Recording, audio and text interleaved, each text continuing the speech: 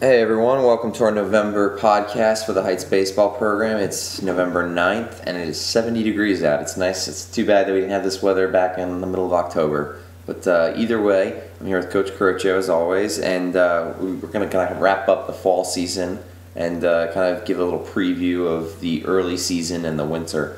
So Coach, why don't you tell us about how the fall season went? Fall season had some good and bad. The Wood Bat went well. We beat McNamara in the first game of the Wood Bat. Matt McCreary, Stefan Iliopoulos, and Joe Kelly all pitched well in that game. Steph ended up getting the win, gave us a couple good innings in relief. Joe ended up getting the save. So that was a good 3-2 victory. We lost to Riverdale in the second game. Riverdale, however, lost to McNamara in their opener, so it ended up, basically a three-way tie. Overall, the Wood Bat was good. We didn't hit as well as I would have liked. We really couldn't put anything together. And then that lack of hitting, I think, passed over into the gray-white, where teams really struggled for runs. Of course, the Gray ended up winning the game 3 of that 1-0 with a sixth inning single, 6-inning two out single by Brady. So Gray ended up getting their first one. So good fall. I have some minor criticisms of it, which I've expressed to the guys. There were some positives that came out of it as well. I thought our pitching was very good during the fall. I thought there were some guys who really showed some strides in the fall. Brady, as mentioned earlier, Brady was, of course, an all-tournament selection for the Gray-White. Steph as well. So there were some guys who did some things well. We saw some of the younger guys. There were some things, as you know, that I would have liked to have seen done better, but I think we've addressed that with the guys, and we'll go from here. Mm-hmm. So that was kind of the theme of the fall, was not being able to hit, and yeah, it kind of carried its way over through both tournaments. But last year we had 409, so hopefully it kind of turns itself around. But we got to get those bats going. Yep, I think it's a question of repetitions. And part of it was weather. The repetitions were inconsistent during this fall. When we get back into the winter practice, get down to Florida, and then get into the season, we need those reps to be consistent and such. So, that was one of the big things last year, which helped, and that's one of the things we're going to have to do again. So, we'll get to work on that. Well, speaking of winter practice, yep.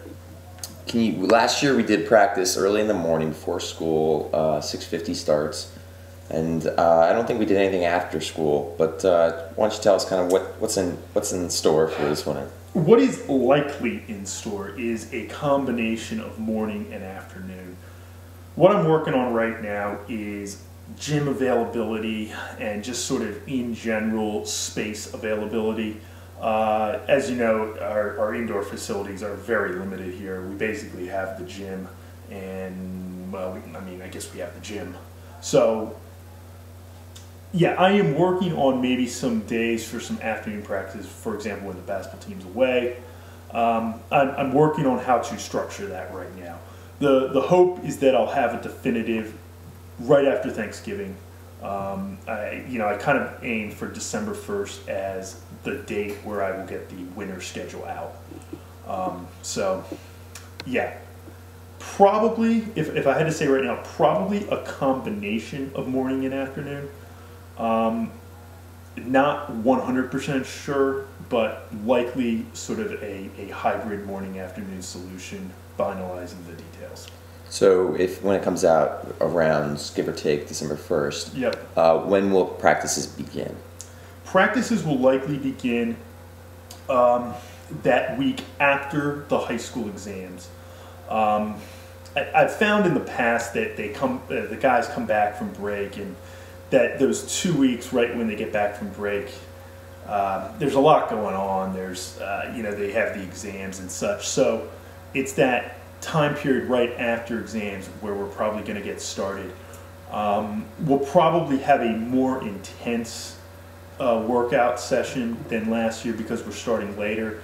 The thought was that we could, in starting later, we'd give the guys some time for exams and then kind of, ramp up the intensity. So that's likely going to be what we decide. Again, that's not 100%, but that is what is likely.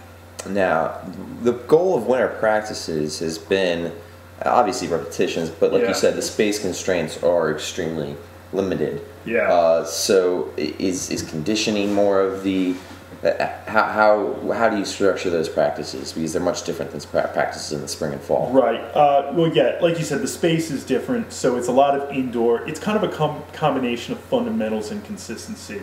I guess, a number of years ago, I want to say it was, 06, maybe 07, we took a trip down to Florida and we had about 16 guys or something, and guys were pulling this and pulling that and tweaking this, and basically what I noticed is that the guys were not in shape when we went down there, so we didn't get as much out of the trip as we would have liked.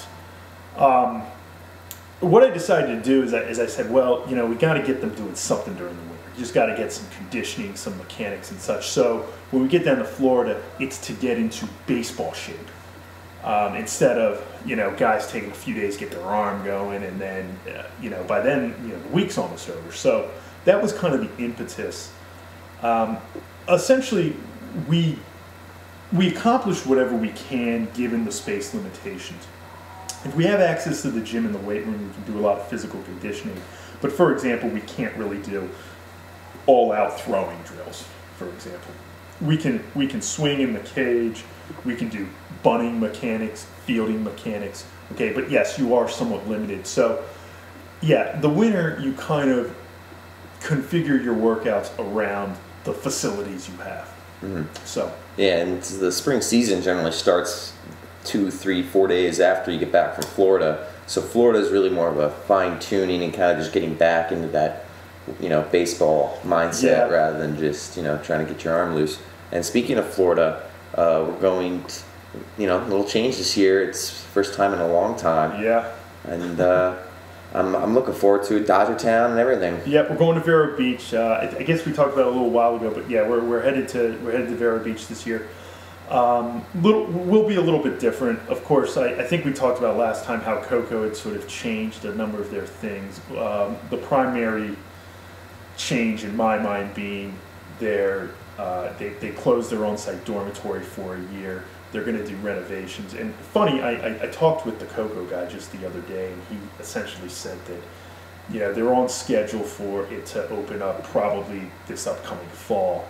So basically, I told him, I said, we'll talk over the summer, and we may be back at Cocoa, but the on-site housing is a big deal in my mind.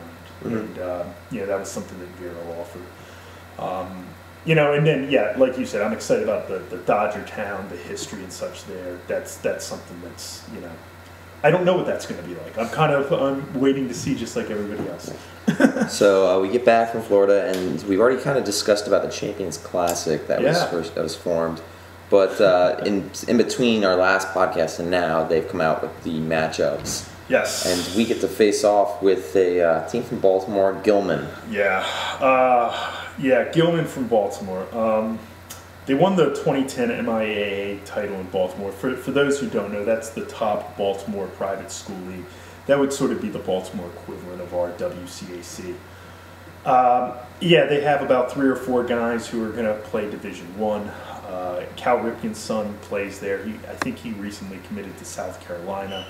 We're going to have our work cut out for us, and that's pretty early in the year. So, but at the same time, I mean, you and I have talked. We like what we have, and we think if the guys are ready to go, if the guys put the work in, that we're going to be, we're going to go up there and give a good showing. That's what we want. I'm not predicting anything crazy, but for the whole Champions Classic, we want to. We're coming to play, and we want to put on a good show. that's going to be. We have our work cut out for us. So, but but at the same time, the classic